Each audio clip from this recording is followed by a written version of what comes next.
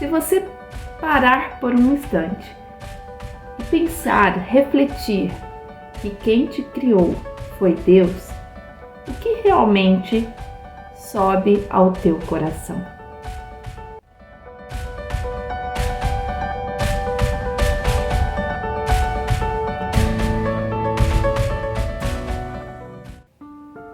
Seja bem-vinda em mais um Devocional Palavra que Transforma. Em cada publicação, o Senhor tem falado conosco através da palavra do Pai. A palavra que está na Bíblia, palavra revelada. E é a palavra de Deus que transforma. Por isso, permita-se ser transformado. Em cada momento de oração com Deus, de aprendizado com Ele. Porque somente Deus pode transformar o nosso ser. E diante deste novo momento de uma série de reflexões, eu desejo compartilhar com você uma palavra sobre a criação e quem a criou. Deus criou todas as coisas. No livro de Gênesis, o primeiro livro da Bíblia que fala sobre o início, diz assim no primeiro capítulo, a partir do primeiro versículo. No princípio criou Deus os céus e a terra. Versículo 2.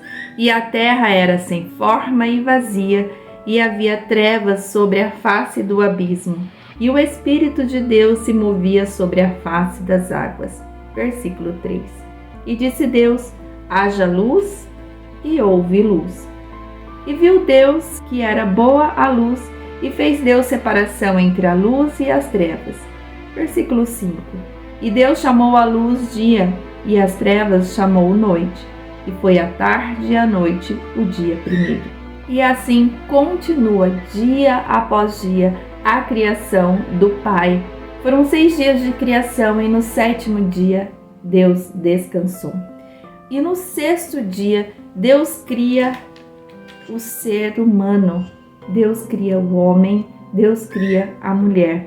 E no versículo 24 deste primeiro capítulo, diz assim a palavra de Deus: E disse Deus: produz a terra alma vivente conforme a sua espécie, gado e répteis e bestas feras da terra conforme a sua espécie, e assim foi. Versículo 26. E disse Deus: façamos o homem à nossa imagem, conforme a nossa semelhança, e domine sobre os peixes do mar, e sobre as aves dos céus, e sobre o gado, e sobre toda a terra, e sobre todo réptil que se move sobre a terra. Versículo 27 e 28. E criou Deus o homem à sua imagem, a imagem de Deus o criou, macho e fêmea os criou. E Deus os abençoou, Deus lhes disse: frutificai e multiplicai-vos, e enchei a terra, e sujeitai-a, e dominai sobre os peixes do mar, e sobre as aves dos céus, e sobre todo o animal que se move sobre a terra. Versículo 31. E viu Deus tudo quanto tinha feito, e eis que era muito bom, e foi a tarde e a noite, o dia 6º. Quando eu leio estas palavras, o meu coração se enche de um regozijo, de uma alegria, porque o Deus, Elohim, como está na origem da palavra Deus aqui, o que expressa a grandiosidade de um Deus criador, me faz pensar que Ele se importou em criar o homem e a mulher, a imagem e semelhança dele. Ele se importou em criar a mim, criar o meu esposo, pessoas que compõem a minha família, tantas pessoas que nós temos tantas afinidades. Foi Deus que criou. Até aquelas pessoas que eu não tenho tanta afinidade, Deus também criou.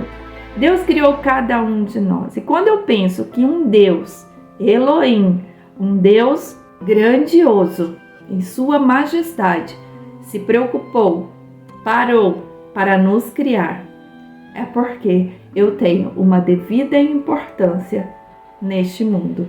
Assim como você também tem a sua devida importância a outras pessoas, aonde você vive e para Deus. Então, se eu creio que a Bíblia é Deus falando conosco, que a Bíblia relata realmente o que aconteceu, se você acredita nas palavras deste livro, então você precisa expressar a gratidão de ter sido criada pelas mãos de um Deus grandioso e poderoso. E quando eu venho na origem da palavra, criou, aqui no primeiro versículo deste primeiro capítulo, diz respeito do criar do nada, a partir das mãos e vontade de Deus. Mas quando Ele nos cria, Ele cria o ser humano, a palavra de origem dessa criação é modular. Então Ele nos moldou da forma como Ele desejou. E quando Ele diz que façamos a nossa imagem e semelhança, significa que nós o representamos na nossa vida, o representamos na caminhada e representamos em 4 atributos que vamos refletir nas próximas publicações. O representamos na área moral, na área espiritual, representamos Deus na área mental e representamos Deus na área relacional. O Senhor diz depois que Ele nos abençoou, como está no versículo 26, e Deus os abençoou o homem e a mulher, criados à imagem e semelhança nessas 4 áreas que nós comentamos: a moral, a espiritual, a mental e a relacional. E nestas áreas o Senhor diz que nos abençoou. Se Ele nos abençoou, é porque nós somos capazes de representá-lo. E assim vem a pergunta: como eu tenho representado genuinamente Deus através dos meus atos, das minhas ações, dos meus pensamentos, das minhas decisões? Como tem sido? Você considera que aquela determinada decisão ou aquele determinado comportamento realmente representa um Deus todo-poderoso, um Deus que criou de forma detalhada e linda cada parte da criação, o Deus que te criou na forma como Ele tem para você, um Deus que entregou seu Filho unigênito, Jesus Cristo, para salvar, ou seja, um amor infinito, um Deus que é paciente, um Deus que é tardio em irar-se, por sua paciência, por compreender as nossas limitações, porque foi Deus quem nos criou.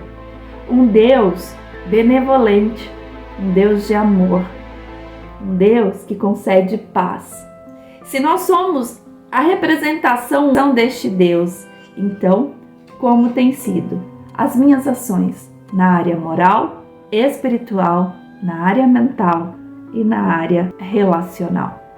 Fiquemos atentas ao que Deus tem para falar ao meu coração e ao seu coração, porque se representamos Deus, precisamos representá-lo na forma grandiosa que Ele é, sabendo que nós não somos Deus, nós o representamos.